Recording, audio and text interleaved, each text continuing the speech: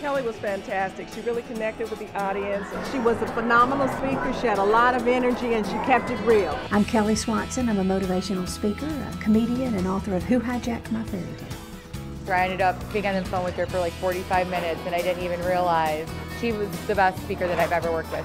I'm Kelly Swanson. It's nice to meet you.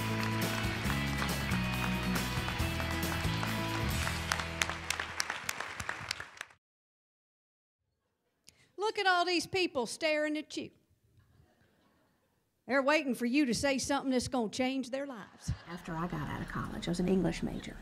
I didn't know what I wanted to do. I went to a writing class at a community college, and there were a bunch of teachers in there taking it for credit. And the teacher said, you know, your story's good, but the way you tell it is even better. I finally realized life ain't about looking like the princess. So I started going to schools, telling stories, and I fell into the world of storytelling and became a professional storyteller. So then I met a humorist, Jeannie Robertson, and she said, you know, you need to be a motivational speaker. What you do is motivating already, and you just need to take it to an audience. And it took a while because I had low self-esteem, and that's hard on your confidence. You know what I looked like in high school? I looked like androgynous Pat. I still fight that. Am I worth it? Am I allowed to get up here? Do I have something of value to say? And when you see how it connects with people, when you see how many people out there are just desperate for somebody to take the face off and get real and to be authentic with them and to come in and show them it's okay if you dance and the undersides of your arms jiggle like a bat's wings, or it's okay that I don't look like a princess, or it's okay I'm not a size 4. Nobody's going to go in somewhere to that boob doctor and say, no, I don't want the Marilyn Monroe version. I want the Kelly Swanson version that looks like 2 tube socks with a handful of change hanging at the bottom. That's kind of who I speak to. Not the ones with all the confidence in the world, but those who are sitting there that they really wanted to have this dream, and they maybe had a moment in the spotlight or didn't, and they left it because they got scared or somebody said they couldn't do it. I'm bringing humor and hope, laughter, stress relief, that encouragement that says we're gonna get through this together. We're gonna be okay.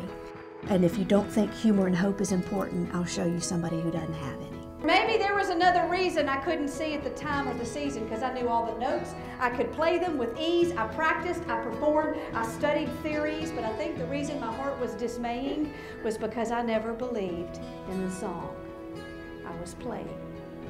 And what good if you're skilled and you know every part if the song that you sing doesn't come from your heart?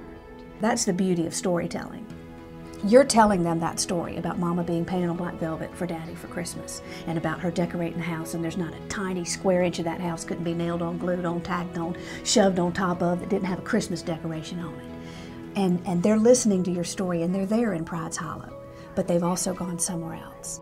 I did a retirement home one time, and there's a lady crying in the back. She was somebody that just happened to walk in. She was working, and she said, you just took me back to my Christmas with my mama, and it was just, you brought me, you know, I was there, and I realized she was somewhere completely different, and I love that.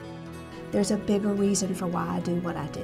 This is not about me. When you love on people, and you help them heal, and you watch them, you see the impact, you just sit back and go, whoa, this is bigger than me.